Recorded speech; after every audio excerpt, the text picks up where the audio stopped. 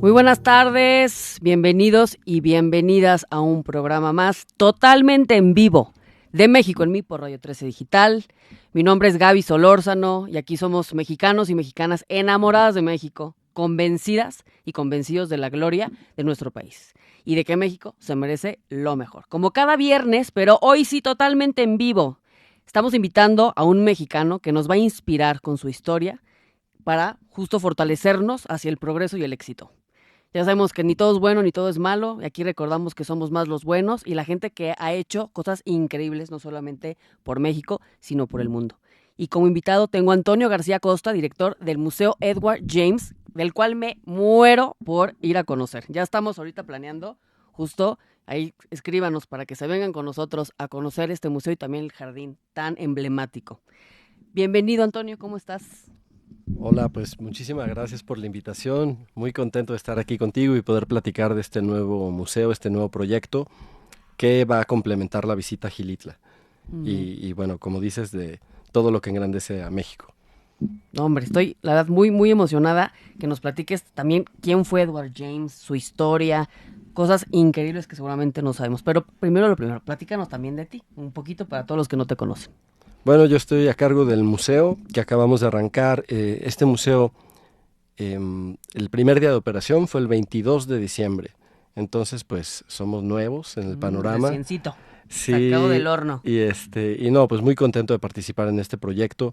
Edward James es alguien muy valioso por su contribución a las artes en el mundo y en particular en México, ¿no? Porque México tiene una asociación muy clara con el surrealismo y Edward James es una de las figuras clave en este sentido. Yo vengo del tema de Leonora Carrington, entonces pues es como seguir en el mismo tema casi, ¿no? De Edward James a Leonora, pues no hay muchos pasos. Oye, platícanos un poquito quién fue este Bueno, personajazo. así su historia en breve, digamos, él nace de una familia extremadamente afortunada, vivía en prácticamente un palacio. Hoy en día la casa familiar donde él creció es una facultad de artes y conservación. Entonces imagínate el tamaño de edificio. Entonces venía de una familia así y pues fue, En Sussex. sí, Esa en es la casa. Chichester, Ah, ok. ajá, en Sussex, Ujú, al sur de Inglaterra. ujú. Está como a 1 hora y media más o menos de Londres, de la capital. Y bueno, él crece en esta casa, eh, hereda la casa y hereda fortuna además de parte de su madre, de su padre y de un tío, que tenían muchísimo dinero. Muy Y pudiente el entonces muchacho. él se podía dedicar pues, a lo que quisiera. Por ahí nada más su único trabajo fue como embajador, perdón, no como embajador, en la embajada británica en Italia. Eh, y el resto del tiempo lo que él hizo fue patrocinar artistas, que era lo que más le gustaba hacer. Y fue muy trascendente su patrocinio porque trabajó con gente como Salvador Dalí, como Leonora Carrington, como René Magritte, Pavel Chelichev. Le encargaba a compositores hacer piezas, patrocinaba compañías de ballet, etcétera, ¿no? Entonces su labor como mecenas fue importantísima. Leonora, por ejemplo, cuando ella estaba en México en los 40, no tenía exposiciones, nadie la conocía, y llega de pronto este personaje que le dice, te pongo una exposición en Nueva York en una de las 2, 3 mejores galerías. Entonces imagínate, le cambió completamente la vida. Un verdadero promotor. Un promotor al máximo de los artistas. De Pablo Picasso, por ejemplo, tenía menos obra y decía, tengo menos de él porque él ya es famoso. Prefiero patrocinar gente que apenas va comenzando. Ay, qué padre. Sí, y así de Dalí, por ejemplo, le patrocinó, le pagaba por contrato, así mensual, y le decía, es para que pintes menos, pero mejor. Y efectivamente, de los mejores cuadros de Dalí son de la época que tiene el patrocinio de Edward James. Y luego también no solo era patrocinador, sino también colaborador creativo. Entonces imagínate que ya se vuelven amigos, Salvador Dalí y él, y por ahí ven una obra de Dalí y le dice, oye, ¿por qué no la haces en 3 dimensiones? ¿No? ¿Por qué no la conviertes en un sofá en forma de labios? ¿Qué es lo que pasó? Este famoso sofá en forma de labios de Mae West, una actriz hollywoodense, pues salió de esa colaboración entre los dos. Fíjate. Y así muchos detalles de No, y su cuántas casa y demás. historias.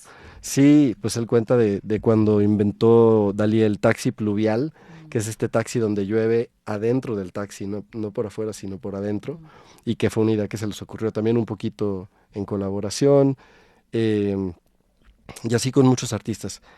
Pero cuando era joven llegó a una edad casadera, como dicen, y se casó con una bailarina austriaca que se llamaba Tilly Losch. Y Tilly pensaba que era un matrimonio de conveniencia y se divorcian muy públicamente al cabo de muy poco tiempo, porque pues ¿En qué tenían... época estamos hablando? estamos hablando de los 30. Entonces el divorcio no era muy bien visto, Mm. y aparte divorciarse tan públicamente, especialmente yo creo en Inglaterra, que son tan como de pues mantener la La keep cordura. face, ¿no? Mantener la Sí, apariencia, la decencia ante los demás, no era muy buena idea. Y fue en periódicos con acusaciones mutuas de infidelidad, de homosexualidad de parte de ella hacia él, esa era la acusación. Y aunque él ganó... La acusación de ella hacia él, él. de que él era homosexual. Exacto, y que el matrimonio era nada más como de conveniencia. ¿Sí era o no era? Pues yo creo que él ¿O tenía él era amante una del amor? sexualidad, una sexualidad como muy abierta. Muy adelantado. Muy Sí, abierto de hecho, por ahí iba a escribir una novela que nunca la escribió, pero tenía como que investigación en torno al tema. Y sí hay algunos textos donde él habla sobre la sexualidad, que decía él como de cambiar ciertas leyes, ¿no? Que prohibían ese tipo de relación. Un cuate con un tipo de pensamiento No, interesante, y muy típico abierto. de la época del círculo surrealista, ¿no? Que claro, que todos eran gente, pues como muy de vanguardia en todos los sentidos, o sea, la revolución social por encima de todas las cosas. En el arte como en la vida, pues. O sea, también, por ejemplo, en cuanto a formas de gobierno o creencias, también lo hacían. Y Edward, cuando le pasa esto del divorcio, y es muy público porque está en los periódicos, se va de Inglaterra. O sea, Se porque viene para México. Okay. Todavía no, pero ya estaba como que cocinándose tanto la idea de un país así, tal vez, y de un jardín. Llega a Estados Unidos y se refugia en estas como comunas pre-psicodélicas, meditación, yoga, todo este tipo de rollos. Pero eventualmente como que también en Estados Unidos ve, digamos que había una vida que no le interesaba tanto, como que, no sé, se hartó un poquito de ser él mismo, así es como él lo dice, que se hartó de ser Edward James, y le dicen, oye, ¿por qué no vas a visitar México? Tenía un amigo que tenía una casa en México, en Cuernavaca, llega a México y en su búsqueda de diferentes lugares y orquídeas y demás, le dicen, ve a Xilitla, tienes que ir a ese lugar. Y no sé, tú has ido a la Huasteca, sí, que está precioso también por exacto. ahí, ¿no? ¿Tú has ido por esos rumbos? Conozco San Luis Potosí. San Luis Potosí. He ido 70 veces a San Luis, pero San Luis capital. Sí.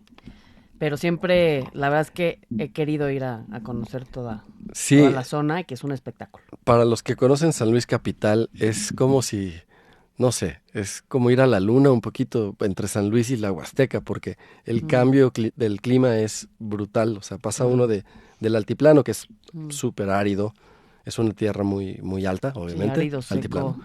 Y la Huasteca es verde. Y verde en particular. Y con unos, bueno, las aguas que se ven turquesa. Turquesa, claro. Sí, muy bonito, ¿no? Me imagino. Sí, muy, muy bello, y en particular Xilitla tiene características que no se repiten en otras partes de la Huasteca. Es un clima subtropical, súper húmedo, con mucha neblina, con mucha niebla, y es muy lindo. Entonces imagínate, llega él después de esta vida que yo creo que había sido como muy intensa socialmente, o sea, en el sentido de que todo el mundo lo conocía y él conocía a todo el mundo, y había mucha expectativa de cómo se comportara y demás, y de pronto llegar a un lugar donde nadie te conoce y tiene toda la tranquilidad de ser él mismo, pues como con la naturaleza nada más, ¿no? Él decía que se entendía mejor con los animales a veces. Y yo creo que era porque le daba tranquilidad, o sea, de no tener que cumplir como esas expectativas que anteriormente pues se vio forzado a cumplir. A mí me hubiera encantado conocerlo, sería seguramente mi súper amigazo. Oye, y platícanos un poquito, ¿por qué Edward James fue tan importante para México? Bueno, pues cuando llega a Xilitla, ya con el proyecto de poner un jardín botánico, sus orquídeas y otras especies que le interesaban, Eso era como la primera parte. Y empieza a hacer esto, a comprar terrenos. Se asocia con la familia Gastelum, con Plutarco Gastelum, que fue su administrador y amigo por muchos años, y ponen pues, lo que es hoy en día el jardín surrealista. Pero al principio no había construcciones, había sobre todo pues, la parte botánica. Nada más que llegó un momento que hay una helada en 62 y él dice, no, yo ya no quiero que se me mueran tantas plantas, mejor hago también estructuras, pues eventualmente fueron de concreto armado. Y es un lugar maravilloso. En las fotografías se percibe, siempre lo vemos como por partes, ¿no? Obviamente, pero es un lugar que está lleno de columnas, de portales, de escaleras, de caminos en medio de la selva. Y de portales, me imagino que de todo tipo, ¿no? Sí. Me han dicho que es muy místico el lugar, que se siente una energía particular. Completamente, creo que es la magia del lugar. Uno tiene que llegar sin expectativas, con el corazón o con la mente abierta para recibir este lugar, porque es una maravilla. No se hizo para el público, o sea, no se hizo para el turismo, se hizo pues como un proyecto personal, pero sí, hay mucha gente que lo siente así, como un lugar transformativo, meditativo, pues donde viajas, pero digamos de otra manera, ¿no? Ha de estar muy feliz de que se le estén dando tanta fiesta, ¿no? Sí. En su espacio.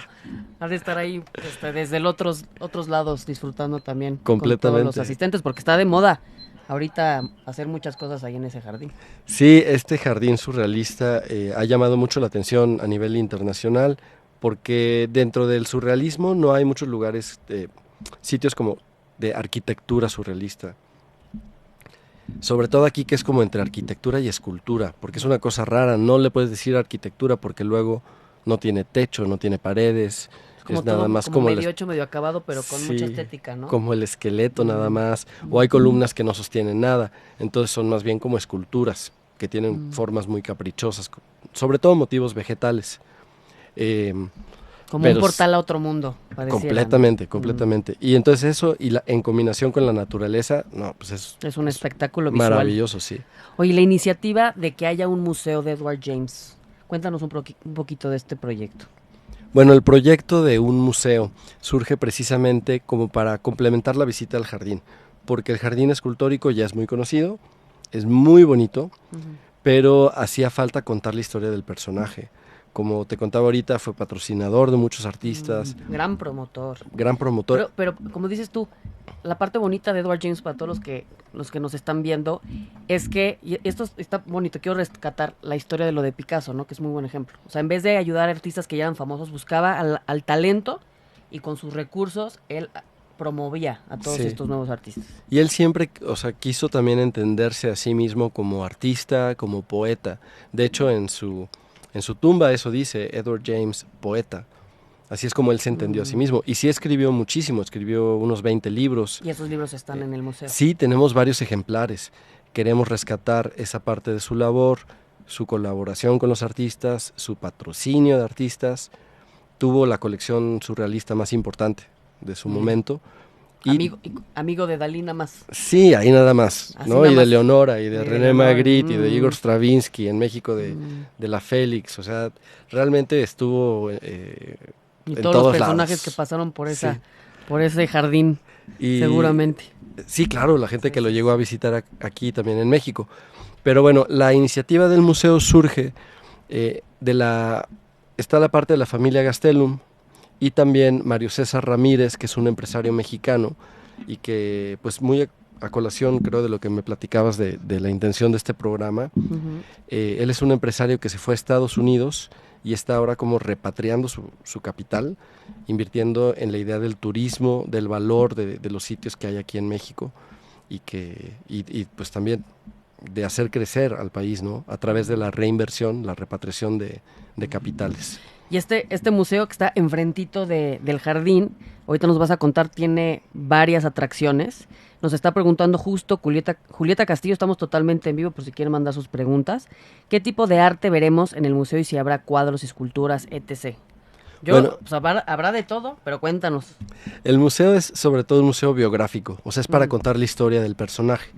Tiene videos y fotografías. Sí hay objetos artísticos, hay por ejemplo un cuadro que esto es una maravilla porque no hay muchos ejemplares de este tipo. Es un cuadro que pintó Edward James con ayuda tal vez de Leonora Carrington. O sea, sabemos que ella tuvo alguna participación, nada más no sabemos hasta qué punto. Le O sea, echó la manita. qué tanto le metió mano a ella, no sabemos. Pero sí tuvo una participación. Hay una réplica del sofá en forma de labios y las piezas artísticas de mayor valor, yo creo, son los moldes con los que se hicieron las figuras del jardín. Entonces tú en el jardín ves columnas, capiteles de las columnas en particular, que son como muy elaborados, y para todas esas figuras se necesitan moldes. Y imagínate este hombre viajando por el mundo y enviando de regreso dibujos, postales. Y en esas épocas que era complejo, estamos hablando de qué año por ahí. Pues a partir de los 40 él llega y se sigue el proyecto hasta principios de los 80. Y los moldes son como la interpretación de estos dibujos y postales que él enviaba. Entonces imagínate a la gente en Xilitla, carpinteros, constructores, les llega un dibujo y una indicación de, pues, hazme uno de estos para el jardín. Y ellos tenían que ingeniarse cómo resolver el problema. Entonces son una verdadera maravilla los moldes en sí. También están los dibujos de Edward James, los que él enviaba, algunos ejemplares. ¿Y se venden las réplicas? Las réplicas de las esculturas que están en el... Hay algunos trabajos artesanales que están en venta en la tienda de souvenirs que incluyen figuras del jardín escultórico. Claro, por supuesto. Para el pastito de su casa. Tenemos otra pregunta de Tadeo Rangel. Gracias a todo el público que se está conectando. Estamos totalmente en vivo. Les recuerdo, ¿cuáles son las obras más importantes que vamos a ver? O sea, si tú dijeras, a ver, escógete una, ¿cuál es lo más importante que se puede ver tanto en el jardín como en el museo? Que es así que dices, a lo mejor puede ser un libro, un texto, cuéntanos tú. Y nos preguntan que si el museo está en la Ciudad de México. No, ahorita les aclaramos. Bueno, pues lo que decía, ¿no? Los moldes, los dibujos de Edward James, el cuadro que hace con Leonora, pero pudiéramos agregar los libros que él escribió. Él escribe libros desde muy joven, escribe poesía. Y por ejemplo tenemos una novela que se llama El jardinero que vio a Dios. La edición es de 1937. Yo lo quiero. Está súper bonito el libro, o sea, es una novela de estas que es muy psicológica, es sobre todo lo que sucede en la cabeza del personaje. Me encanta, yo estoy muy metida en eso. ¿Sí? Sí, muy metida. No, pues te va a encantar. No, hombre, ya. Y por ahí aparece el nombre del título. Sí, el jardinero que vio a Dios. Sí. Ahí él describe una visión que tuvo alguna vez como de la creación. Él estaba escuchando música, voltea hacia el techo y tiene esta visión de la creación, y parece que eso tuvo mucho que ver también con lo que hizo en el jardín surrealista. Oye, ¿y no hay gente que se vaya por ahí al jardín de Edward James a tener experiencias psicodélicas? Hay gente que hace todo tipo de viajes ahí. Sí, de todo tipo de viajes, físico, emocional o espiritual. Así es. Me encanta. También les podemos pasar el teléfono de la cabina, que es el 5552621300, extensión 1414, y también pueden mandarnos comentarios y preguntas o dudas al 556-100-7454 por WhatsApp. Ay, pues me encanta, pero no hemos hablado de algo muy importante que está en el museo, que es la parte interactiva. Bueno, tenemos una sala inmersiva que es, imagínate un cuarto donde hay proyección sobre todos los muros. Y es una especie de viaje por la mente de Edward James, refiriendo las imágenes del bosque tropical, de sus construcciones en el jardín, y parte de lo que ya viste durante el recorrido. Entonces ves ahí otra vez a Tilly Losh, ves su casa familiar en Inglaterra y bueno, sobre todo lo que hizo en México. Oye, ahorita el museo nos está apenas inaugurando, se va a cortar el listón el 11 de marzo. Sí, tenemos un corte. Nos invitaron, pero no podemos ir, pero vamos a ir próximamente. Y también, ahorita, importantísimo que nos digas a todos los que estamos en la Ciudad de México, ¿cuál es la mejor forma de llegar? Claro, sí, tenemos un corte de listón oficial el día 11 con las autoridades y los medios de comunicación, y ya estamos en operación, o sea, nos pueden visitar cualquier día, de lunes a domingo, estamos abiertos desde las 8 de la mañana hasta las 6 de la tarde.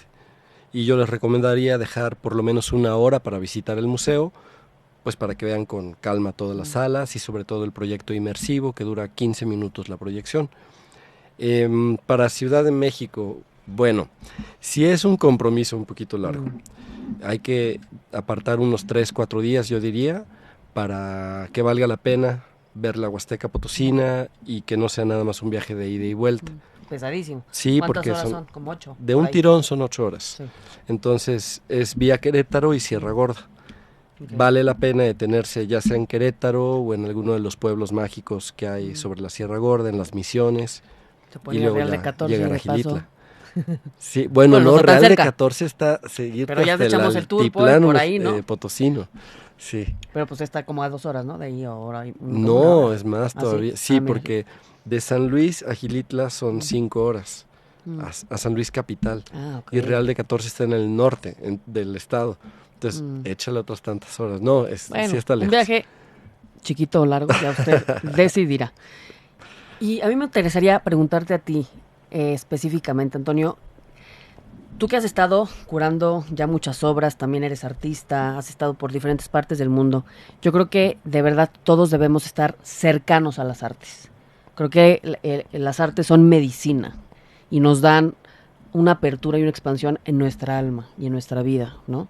Entonces, ¿tú qué le dirías a toda la gente que nos escucha aquí en México en mí para que se acerquen y realmente estén viviendo el arte en su vida, como forma de vida? No nada más de que van ahí, son hamaco y ahí vamos todos como, ya sabes, borregos allá a dar el rol, cuando realmente hay tantos museos, ahorita en este caso es conocer la obra de Edward James, pero no nada más porque se vuelve esta moda, con todo respeto a todo nuestro auditorio, pues el tren, ¿no? Vamos a subirnos al tren del arte, no no suben al tren del arte, sino que realmente lo incorporemos como una forma de vida, porque hay mucha gente artista que es súper sensible, que realmente ya no se dedica a eso y ya no crea, Claro. pues porque es una profesión de que me muero de hambre, ¿no? Entonces, ¿qué nos dirías tú?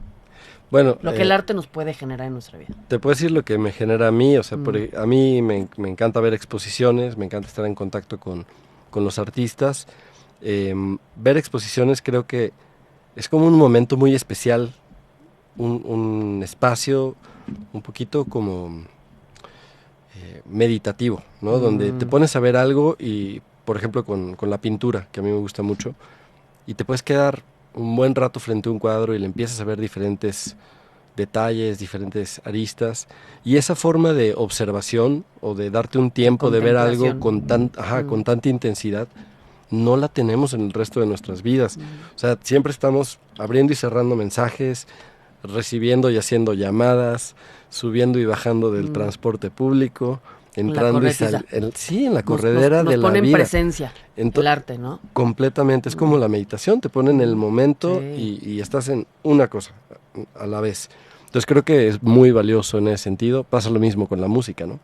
Cuando la escuchas con detenimiento. Luego nos pasa que vamos a a mí me encanta pintar. Sí. Me encanta, estoy muy cercana también a las artes.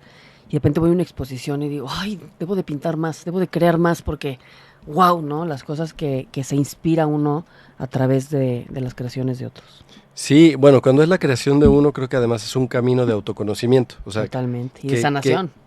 Y de sanación, porque tú planteas un tema y a veces no sabes ni por qué. Y luego llega alguien y lo ve contigo y le empieza a comentar y te dice, ay, esto como que se me figura a tal, ¿no? Estás hablando de tu familia, estás hablando de no sé qué. Y a veces es cierto, pues, o sea, a veces le atinan y uno ni sabía, pero ahí está. Y otra cosa es verlo proyectado, ¿no? O sea, claro. Esto es mi historia, hecho abstracto, no abstracto, sí, con el estilo que sea, que cada quien lo interpretará y lo acomodará justo a la tendencia, pero crear es tan importante y es terapéutico, con las manos, con lo que cada quien necesite y quiera crear. Nos está llegando otra pregunta de Julián Castro.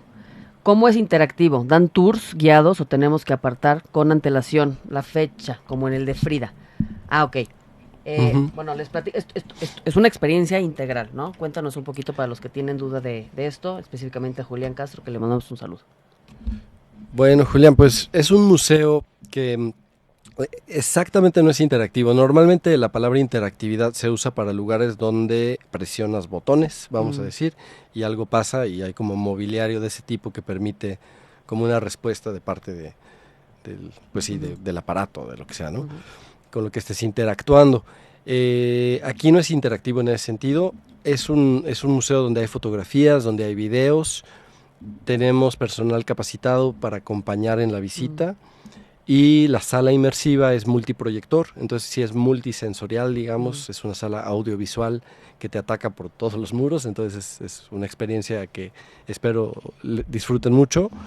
Y complementa la visita más interactiva, claro, y más locochona que te puedas aventar, como decimos, cada quien va a encontrar maravillas dentro del tour al jardín. Sí, y en el jardín sí hay otra dinámica, porque acá en el museo uno puede llegar el mismo día a adquirir su boleto al momento del ingreso y, como decía, estamos abiertos de lunes a domingo, entonces pues es toda la semana. No hay problema. En cambio, el jardín hay que comprar con antelación el boleto en línea. Está Y porque también a raíz del COVID empezaron a controlar mucho como que el flujo de la gente al interior del jardín. Que, mira, por un lado era muy bonito cuando lo podías visitar y quedarte ahí todo el día y explorar a tu antojo, que es un poquito como el espíritu del lugar. Claro, y nada más que me digas, ¿de qué estamos hablando? ¿Cuánto mide el jardín, más o menos? Es que el recorrido actual dura como 1 hora y media, pero si uno se internara ahí y empezara a caminar, ni siquiera son los límites de la propiedad actual, porque todavía hay gente que camina por otros lugares más altos del cerro y que me ha dicho, ahí hay una estructura todavía. Ah, sí, mira. O sea, se extiende como que indefinidamente. Y como no era público, sino era pues una especie de capricho personal, pues no es que tenga marcados así como estructura número 1, número 2, ni siquiera están contabilizadas al 100% en ese sentido. Hay quien ha dicho que hay más de 200. Ah, ok. Entonces imagínate, pero unas están perdidas ahí en la selva. Pero no nada más como inaccesibles. Irlas a ver, sino entender quién las puso, cuál fue la historia atrás, quién era este personaje, qué más creó, ¿no? Y realmente, pues, honrar con nuestra visita una vida tan rica y tan interesante. Sus redes sociales, querido Antonio, que nos puedas dar, ¿dónde nos podemos contactar?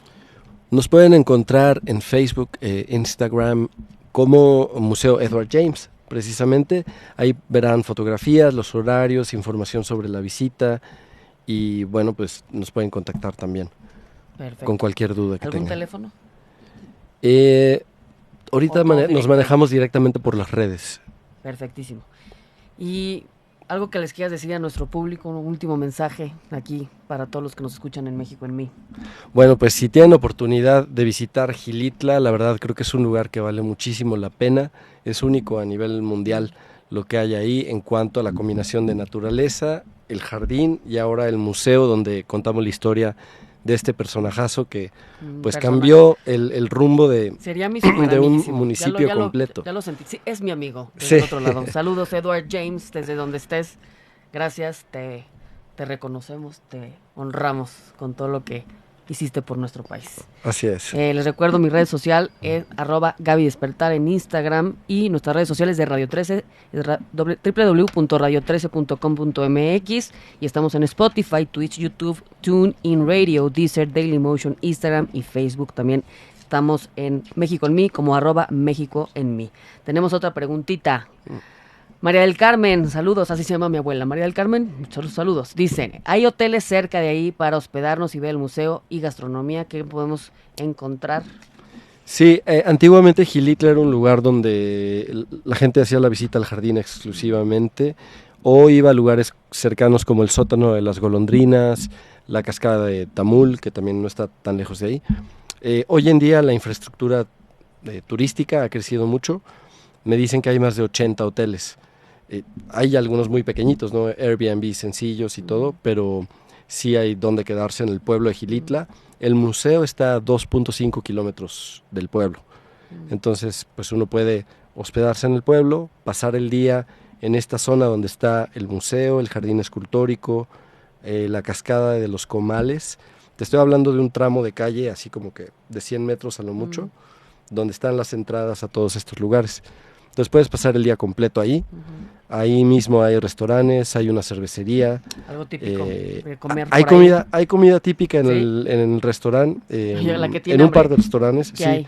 Mira, cuéntanos. De allá es mucho como las enchiladas con cecina. La enchilada huasteca lleva huevo. Sí, nada más que normalmente las de la ciudad tienen queso y las de la huasteca tienen también huevo. Ahí sí también adentro. Tienen el asunto de si las quesadillas son de queso o no. Sí, típico problema de la vida. Problema. Sí. Pero hay comida muy rica, el zacahuil también, que es de la región. Mira. Sí. Pues qué rico, oigan. Ya se me antojó. Yo sí, de verdad, voy a armar mi grupito para que nos vayamos a echar un rol a toda la Huasteca, conocer el museo y obviamente visitar todo lo que nos ofrece nuestro hermoso país en esta zona.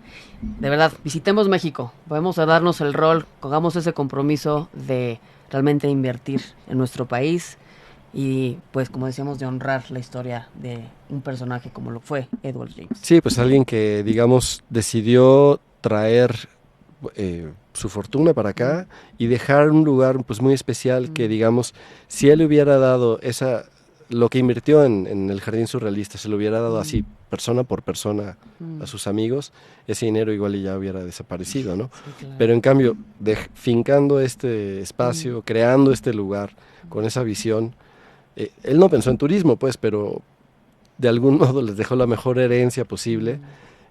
Y ahora que está creciendo tanto Xilitla, la apuesta del museo y de Mario César Ramírez es un poquito esto, ¿no? Hacerle justicia al lugar, creer en Xilitla, apostarle al turismo en esta zona. Yo quiero decir algo muy importante que no lo mencionamos durante el programa. México no vamos a decir que es un gran país, es el mejor país. Es un país extraordinario, tenemos todo, tenemos que cambiar nuestra perspectiva. Y a veces el extranjero, en este caso Edward James, valoran más nuestro país. De todos los lugares del mundo, un cuate con esta cantidad de recursos, con esta cantidad de mundo, se vino a México a hacer este proyectazo. Y eso nos habla mucho de lo que a veces nos pasa, que el extranjero valora más a México que nosotros mismos. Entonces, ese es el momento y de lo que queremos cambiar aquí en México en México. Recordándoles que tú eres México, yo soy México, y vamos para adelante. Muchísimas gracias. Gracias a todos. Bonito viernes. Gracias, Antonio, por venir. Muchas gracias. Visitemos este museo tan increíble. Cuídense.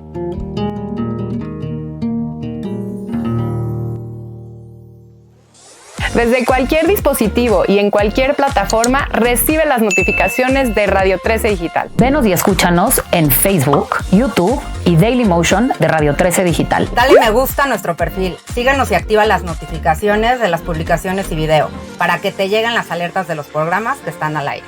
Escucha nuestro podcast en Spotify, Amazon Music, Apple Music y Deezer. Síguenos en YouTube. Búscanos como Radio 13 Digital. Suscríbete a nuestro canal y activa la campana para que te lleguen las notificaciones de todo nuestro contenido. Visita nuestra página web www.radio13.mx. Radio 13 Digital, programación consciente.